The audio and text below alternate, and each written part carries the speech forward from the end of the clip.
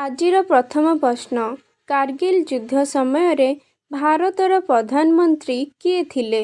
Option A Manmohan Singh, option B Rajiv Gandhi, option C Atal Bihari Vajpayee, option D Indira Gandhi.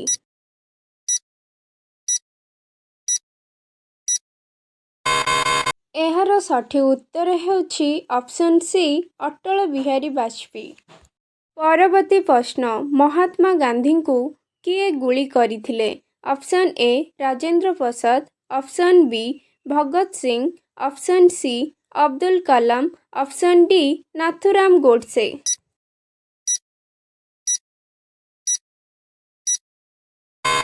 ଏହାର ସଠିକ୍ ଉତ୍ତର ହେଉଛି ଅପସନ୍ ଡି ନାଥୁରାମ ଗୋଡସେ। ପରବର୍ତ୍ତୀ ପ୍ରଶ୍ନ, ମାଉଣ୍ଟ ଏଭରେଷ୍ଟ କେଉଁ ଦେଶରେ ଅବସ୍ଥିତ? Option A Japan, option B Bharat, option C Nepal, option D America.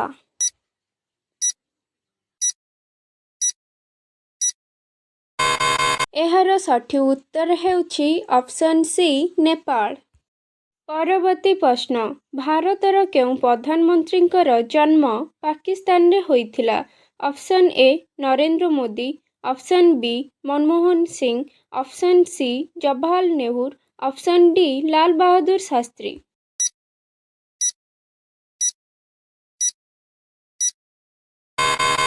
ଏହାର ସଠିକ୍ ଉତ୍ତର ହେଉଛି ଅପସନ୍ ବି ମନମୋହନ ସିଂ। ପରବର୍ତ୍ତୀ ପ୍ରଶ୍ନ, ମିସାଇଲ୍ ମ୍ୟାନ୍ ନାମରେ କିଏ ପରିଚିତ?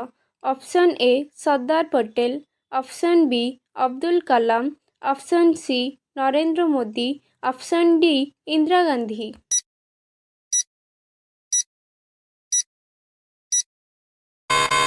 ଏହାର ସଠିକ୍ ଉତ୍ତର ହେଉଛି ଅପସନ୍ ବି ଅବଦୁଲ କଲାମ।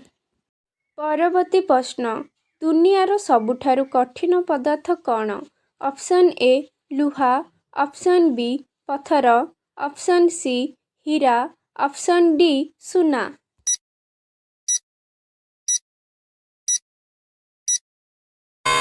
ଏହାର ସଠିକ୍ ଉତ୍ତର ହେଉଛି ଅପସନ୍ ସି ହୀରା।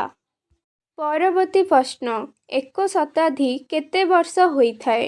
ଅପସନ୍ ଏ 50 ବର୍ଷ, ଅପସନ୍ ବି 100 ବର୍ଷ, ଅପସନ୍ ସି 150 ବର୍ଷ, ଅପସନ୍ ଡି 700 ବର୍ଷ।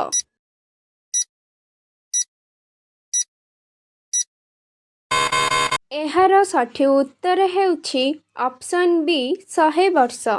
ପରବର୍ତ୍ତୀ ପ୍ରଶ୍ନ, ଚୌରୀ ଚୌରା କାଣ୍ଡ କେଉଁ ମସିହାରେ ହୋଇଥିଲା? ଅପସନ୍ ଏ 1920 ମସିହା, ଅପସନ୍ ବି 1922 ମସିହା, ଅପସନ୍ ସି 1924 ମସିହା, ଅପସନ୍ ଡି 1928 ମସିହା।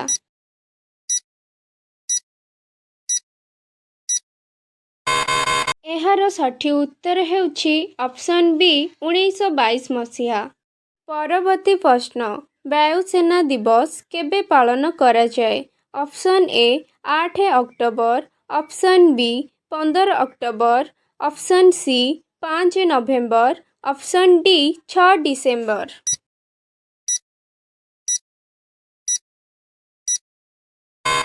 ଏହାର ସଠିକ୍ ଉତ୍ତର ହେଉଛି ଅପସନ୍ ଏ 8 ଅକ୍ଟୋବର। ପରବର୍ତ୍ତୀ ପ୍ରଶ୍ନ, ଭାରତରେ କେତୋଟି ପଡ଼ୋଶୀ ଦେଶ ରହିଛି? ଅପସନ୍ ଏ 5ଟି ଦେଶ, ଅପସନ୍ ବି 6ଟି ଦେଶ, ଅପସନ୍ ସି 7ଟି ଦେଶ, ଅପସନ୍ ଡି 9ଟି ଦେଶ।